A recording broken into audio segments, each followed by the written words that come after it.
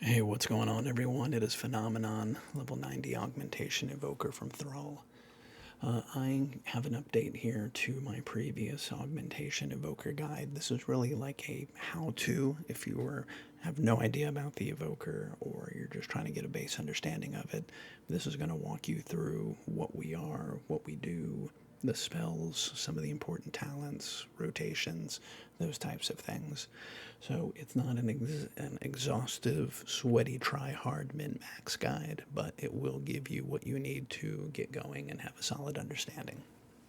All right, so with that, I'm going to do just an introduction to the Evoker. As I mentioned, we'll talk about what all the spells do, as well as some key talents that are important as I'm explaining the spells. Then we'll go into our rotation, and then I'll go into some why we do the things that we do, primarily taking a deep dive into the talents and how they interact with each other. All right, so first, myself, as I said, Phenomenon, level 90 Augmentation Evoker from Thrall. I'm about to hit 3,000 IO. I've started completing my 14s, just got into it. And then I have a 280 item level, nothing but mythics and heroics. All right, so I've been playing the Augmentation Evoker a ton, learning a lot, and as I've begun to understand the spells and talents and how they interact with each other, I just wanted to pass that information on in case it helps folks. All right, so in general, what does an augmentation evoker do is really they're a force multiplier. So the tanks tank better, the healers heal better, the DPS is better. So it's you're not going to show up on the damage meters. You have to run logs. I'll talk about that here in a minute. But in general, everything that everyone does just gets done harder. All right, and how we do that, there's really a number of things that we do, but they all center around keeping these two buffs up. One is presence, or pre-science, if you want to upset some people, and then the other one is ebb and might. All right, just some of my observations from playing it for a while now is one, the good stuff, you have buffs for everyone, as I mentioned a moment ago. You have tons of mobility, so besides the fact that you're a dragon and you have wings and you can fly around at glide speed, you also can use hover, which is your movement ability that you have 2 stacks of, which allow you to cast while moving. And I just find that I have enough to basically fly around and cast for every situation. As I mentioned, everything just runs smoother, and you're just a Swiss Army knife of utility. You've got lust, you can cure poison, you can stop bleeds, you can move people, relocate them out of danger. Just, you can use your wings and glide to skip parts and snap pull and just do all kinds of wacky stuff. The downside is that it's hard to quantify your impact. So unless you run logs, you're never really going to know how you're doing. And even with those logs, you're really only able to look at things like damage by source, which will show you how much damage is attributed to the things you do. So that'll help your ego a little bit. And then the other is to look at certain buff uptimes.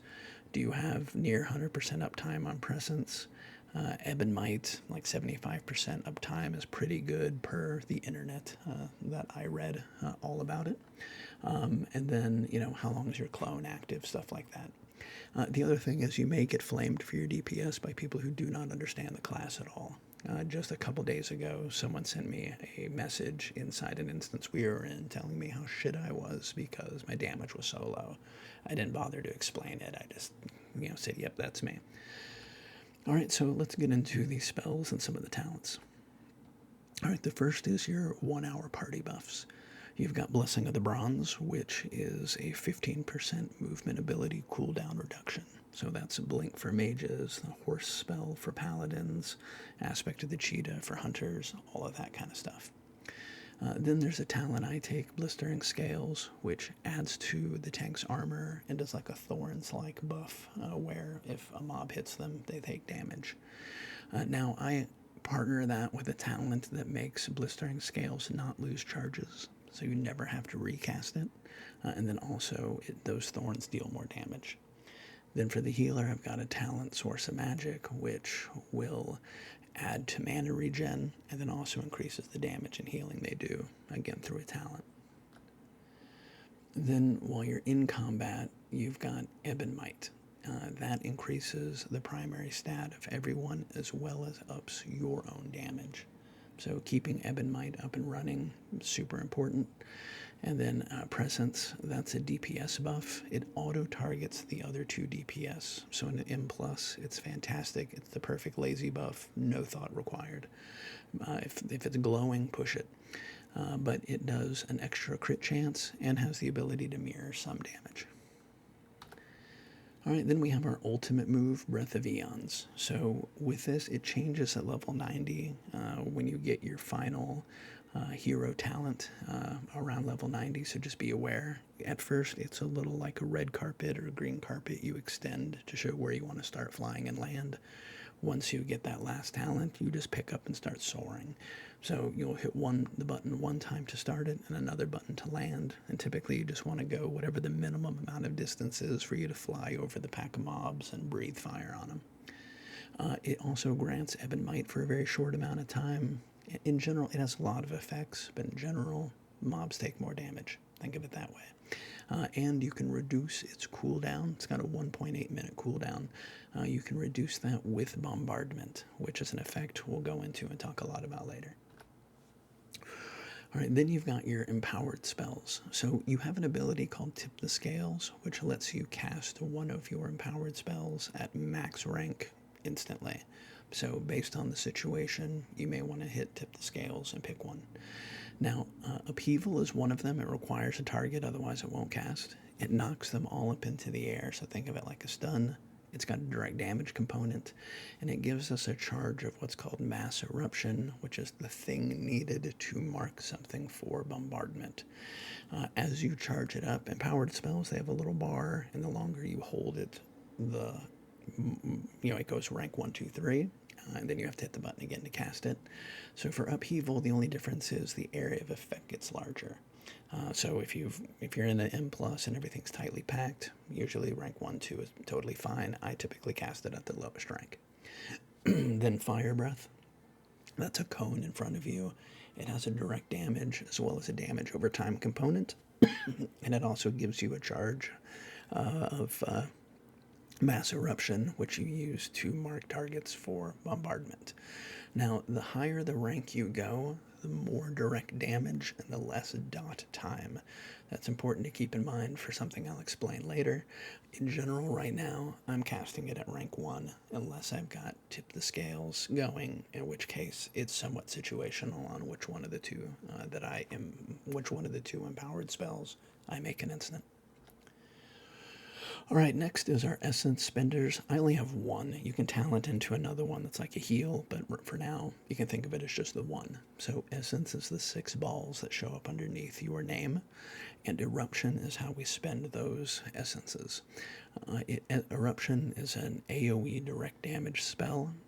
It increases the buff time of Ebon Might. It increases your duplicate or your clone time, and it's how we trigger bombardment.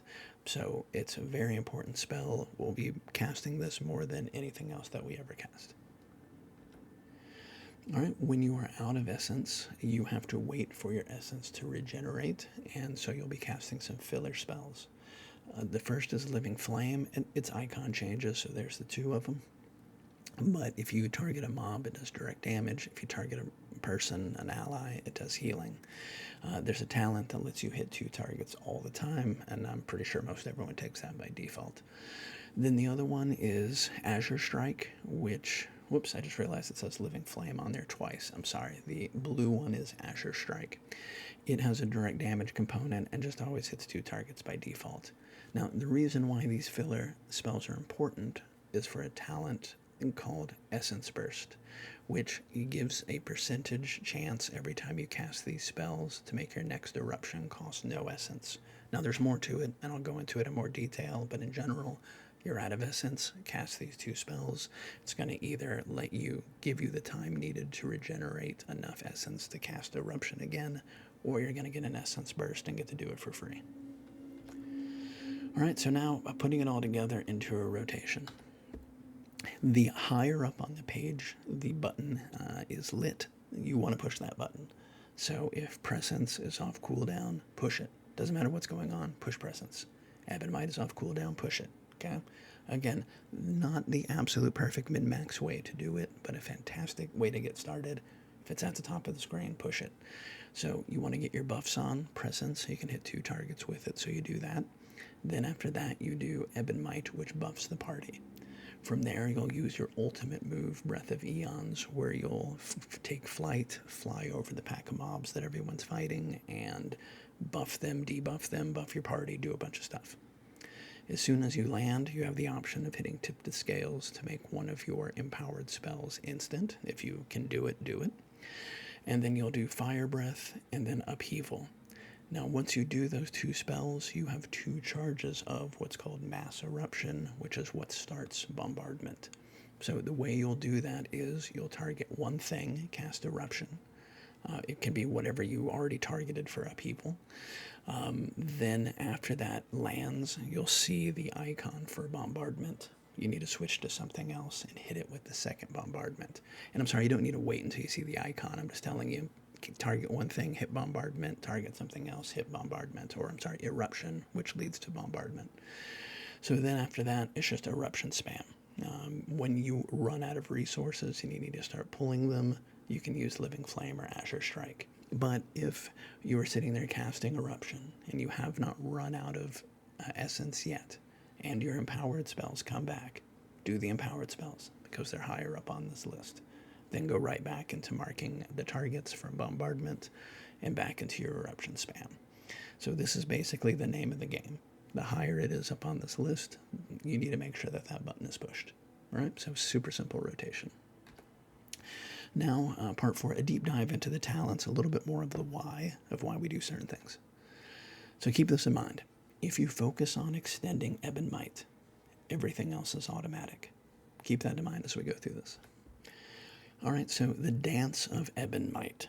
Ebon Might, again, is the party buff that you put on. It lasts 11 seconds, and it gives primary stat as well as increasing your own damage. But you'll see with Breath of Eons, it also grants 5 seconds of Ebon Might. So you can use Breath of Eons to start up Ebon Might on your party and begin extending it, or you can cast Ebon Might directly. Both of them work to get this kind of combo started, if you will.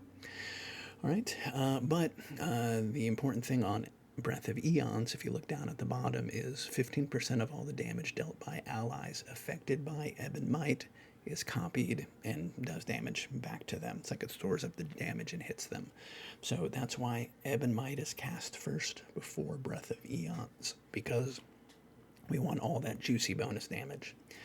Now, once you have, again, thinking of the rotation, you've hit Ebon Might, you've done Breath of Eons to fly over the target of mobs, then you're going to do your empowered spells. Each one of the empowered spells gives you plus 2 seconds of Ebon Might.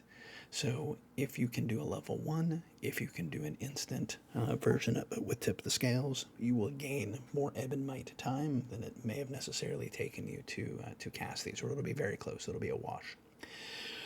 All right, then with Eruption, Eruption extends Ebon Might by 1.1 seconds, or if you crit, 1.6. That's why crit is our best stat, because if you're Eruption spamming all the time, it's going to extend the buff.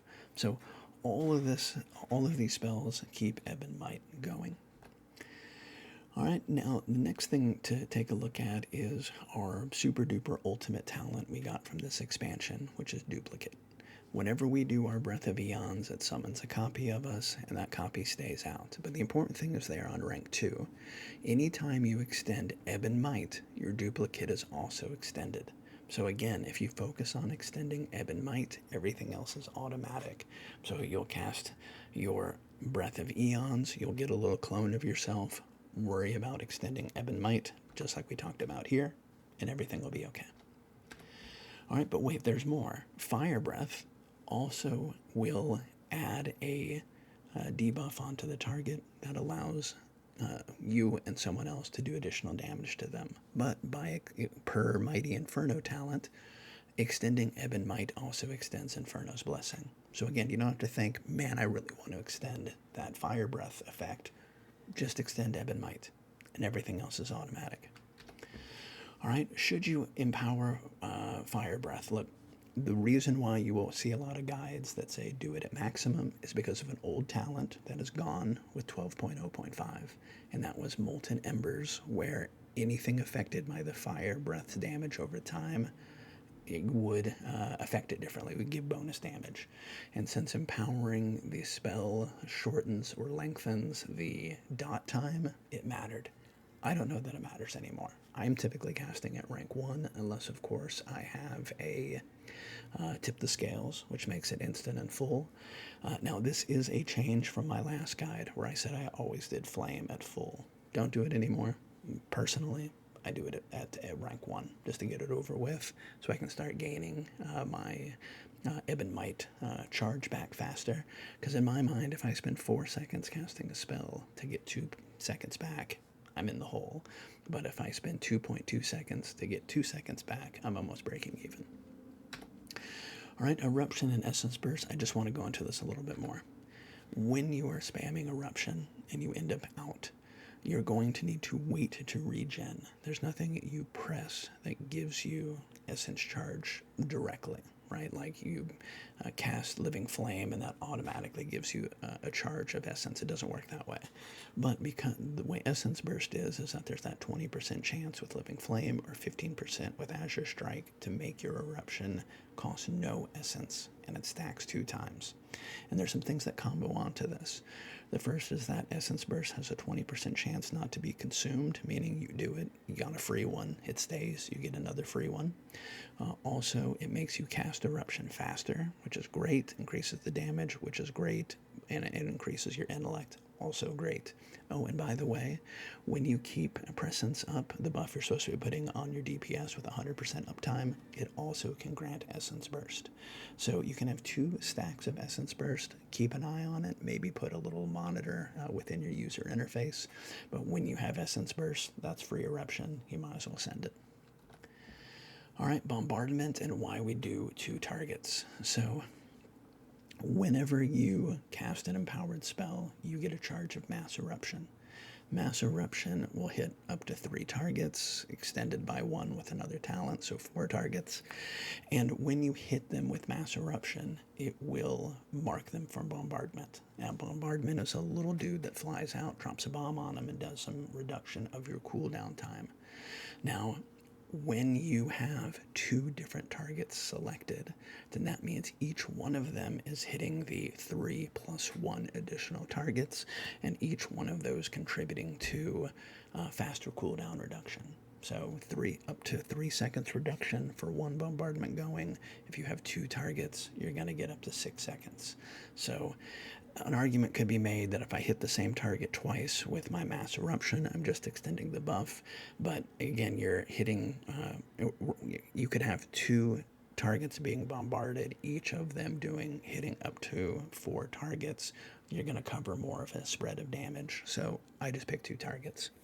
The other thing that happens as you're doing all of this, up on the top right, Melt Armor, Breath of Eons causes enemies to take 20% increased damage from bombardment. So again, if you have 2 bombardments going, more damage that's going out.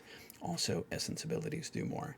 And then Essence abilities extend bombardment by 1 second. So again, if you focus on Ebon Might, which you extend by casting Eruption, then automatically everything else gets extended that can be extended.